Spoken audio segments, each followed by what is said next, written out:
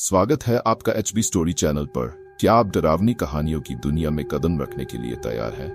तो चलिए शुरू करते हैं। खौफनाक कहानी। गांव के लोगों ने हमेशा से एक खास कहानी सुनाई थी जो सूर्य नदी के बारे में थी। कहा जाता था कि यह नदी एक भूतिया नदी है जिसमें जो भी गिरता है वह कभी लौट कर नहीं आता। लेकिन एक दिन गांव के कुछ युवक जो अपनी वीरता साबित करना चाहते थे इस नदी की ओर चल पड़े। नदी के किनारे पहुंचकर उन युवकों ने एक दूसरे से चुटकुले किए और हंसी मजाक करने लगे। लेकिन एक युवक राघव नदी की गहराई में कुछ अलग सा महसूस कर रहा था।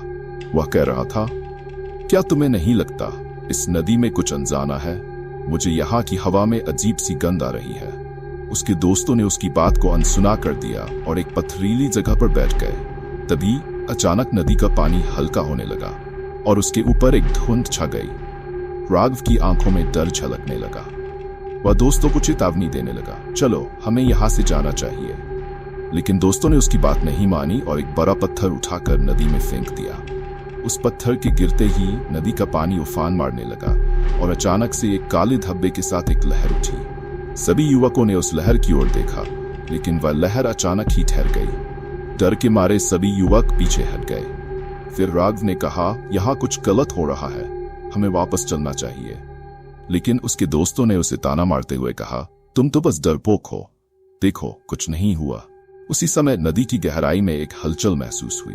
तभी एक अजीब सी आवाज सुनाई दी, मदद करो। सभी युवक चौंक गए और इधर देखने लगे, लेकिन वहां कोई नहीं था, बस एक ठंडी हवा लगी। राघव ने कहा, हम यहाँ नहीं रुक सकते, चलो वापस चलते हैं। जैसे ही वे लौटने लगे अचानक एक तीव्र लहर आई और राघव की एक दोस्त विक्की को नदी की ओर खींच लिया। वह चिल्लाया, राघव! लेकिन जब तक राघव कुछ समझ पाता विक्की नदी की लहरों में खो गया। सभी युवक हतप्रभ रह गए। उनमें से एक ने कहा, हमें पुलिस को बुलाना चाहिए। लेकिन राघव ने कहा, नहीं, हमें खुद विक्की को बचाना होगा। सभी युवकों ने एक दूसरे का हाथ पकड़कर नदी के किनारे पर रुकने का निर्णय लिया। लेकिन रात के अंधेरे में उन्हें कुछ दिखाई नहीं दे रहा था।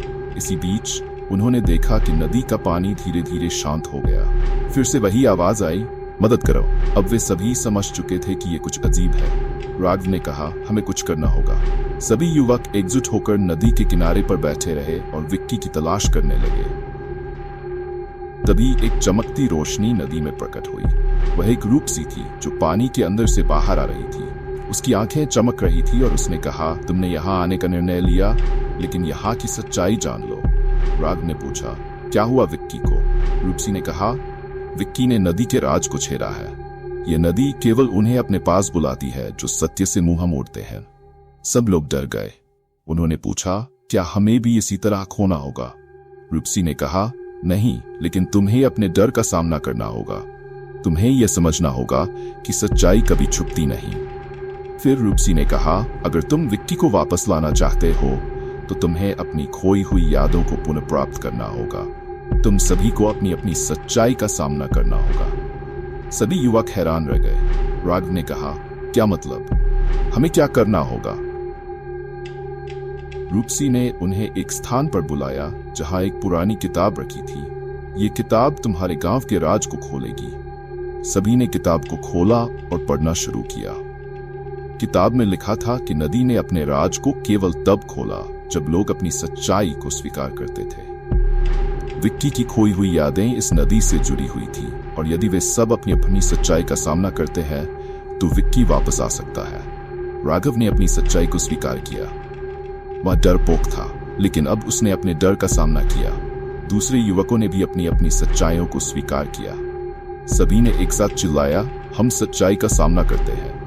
तभी नदी में एक बड़ा हलचल हुई और विक्की अचानक पानी के ऊपर आ गया। सभी ने उसे पकड़ लिया और बाहर खींच लिया। विक्की बेहोश था लेकिन जीवित था। जब विक्की को होश आया तो उसने कहा, मैंने एक और आत्मा को देखा। उसने मुझसे कहा कि ये नदी हमें सिर्फ तब पकड़ती है जब हम अपने डर से भागते हैं। हमें अपनी सच्चाई का सामना करना चाहिए। सभी युवक राहत की सांस ली। उन्होंने नदी से विदाई ली और गांव लौट गए। वापस आकर उन्होंने गांव वालों को अपनी कहानी सुनाई। सब लोग उनकी बहादुरी की सराहना करने लगे और नदी के राज को समझने लगे। अब सूर्य नदी की कहानी गांव में एक नई धारा बन गई, जहां लोग अपनी सच्चाइयों का सामना करने लगे। सूर्य नदी अब केवल एक भूतिया नदी नहीं रह गई थी, बल्कि एक ऐसा स्थान बन गई थी जहां लोग अपने डर का सामना करते थे और एक दूसरे के साथ सच्चाई के साथ जीने का संकल्प लेते थे।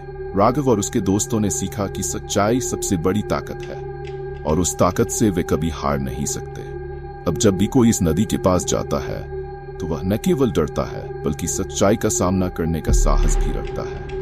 तो दोस्तों, अगर आपको ये कहानी पसंद आई हो तो हमारे चैनल को सब्सक्राइब करें और ऐसी और खौफनाक कहानियों के लिए जुड़े रहें। धन्यवाद।